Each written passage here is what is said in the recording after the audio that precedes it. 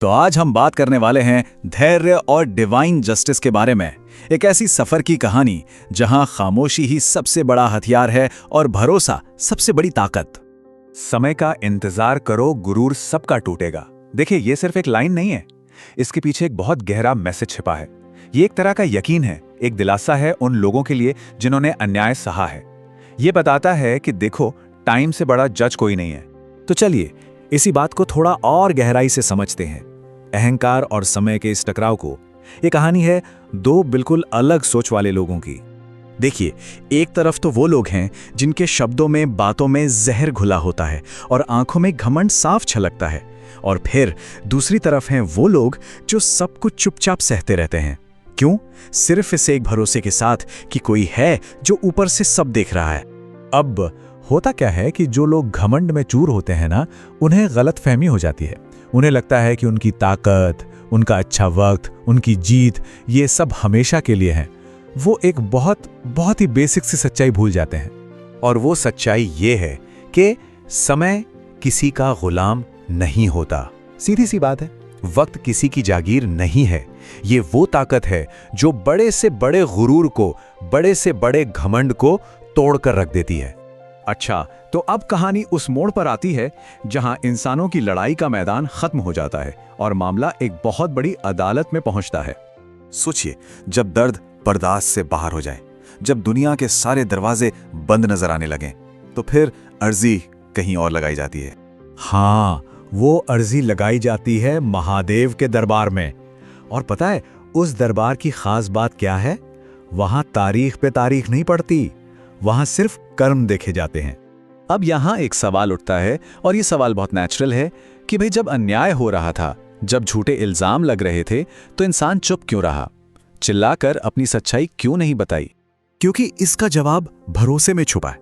देखिए, जब महादेव इंसाफ करते हैं ना, तो वो जवाब लफ्जों से नहीं देते।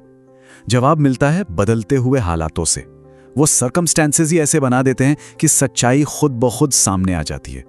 तो चलिए अब जरा इस खामोशी को एक अलग नजरिए से देखते हैं। इसे कमजोरी समझने की गलती मत कीजिएगा, ये एक बहुत बड़ा हथियार है। मतलब चुप रहने का मतलब ये बिल्कुल नहीं है कि हार मान ली, नहीं। इसका असली मतलब है उस दिन की तैयारी करना जब सच को गवाहों और सबूतों की जरूरत नहीं पड़ेगी, जब सच खुद बोलेगा। शोर इंसान करता है, न्याय महादेव करते हैं। ये लाइन बिल्कुल इसी बात को बताती है।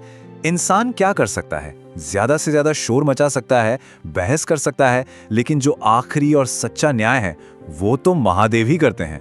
तो फिर इस घमंड का, इस गुरूर का अंत होता कैसे है?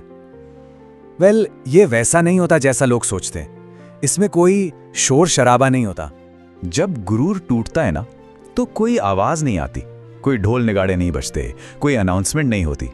ये सब बहुत खामोशी से होता है।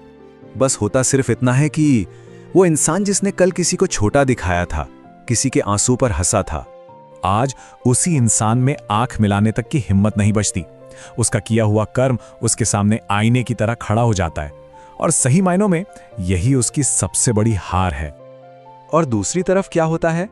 कोई बदला, कोई नफरत नहीं, सिर्फ एक गहरी शांति। मन में बस एक ही बात आती है, जाने दो, महादेव ने तो सब देख ही लिया है।